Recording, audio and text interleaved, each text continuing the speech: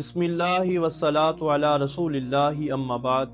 معزز سامعین، ناظرین، شان علی المرتضیٰ بازبان مصطفیٰ صلی اللہ علیہ وسلم، تاجدار حلطہ، شیر خدا حضرت علی المرتضیٰ رضی اللہ تعالی عنہ، آپ کا بہت زیادہ مقام و مرتبہ ہے۔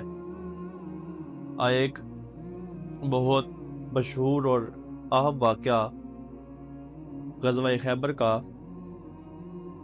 حدیث پاک میں آتا ہے۔ حضرت سعد بن سعدی رضی اللہ تعالیٰ عنہ روایت کرتے ہیں کہ رسول اللہ صلی اللہ علیہ وسلم نے غزوہ خیبر کے موقع پر فرمایا کہ میں یہ جھنڈا ایسے شخص کے ہاتھ میں دوں گا جس کے ہاتھ پر اللہ فتح عطا فرمائے گا، اور وہ شخص اللہ اور اللہ کے رسول سے محبت کرتا ہے، دوست رکھتا ہے، اور اللہ اور اس کے رسول بھی اس کو دوست رکھتے ہیں۔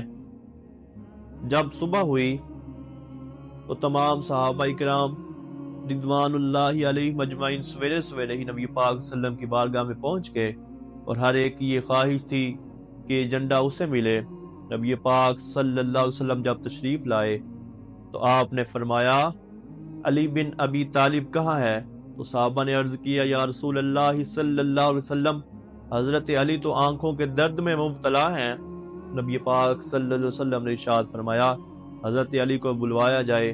جب علی المرتضیٰ حاضر ہوئے، نبی پاک صلی اللہ علیہ وسلم نے اپنے لعاب مبارک حضرت علی المرتضیٰ کی آنکھوں میں لگایا تو حضرت علی فرماتے ہیں کہ میں نے ایسا محسوس کیا جیسے میری آنکھ میں پہلے درد تھا ہی نہیں۔ تو نبی پاک صلی اللہ علیہ وسلم نے اس وقت حضرت علی المرتضیٰ کے ہاتھوں میں خیبر کا جھنڈا عطا فرمایا۔ یہ حدیث پاک بخاری اور مسلم شریف یعنی متفقن علیہ حدیث پاک ہے۔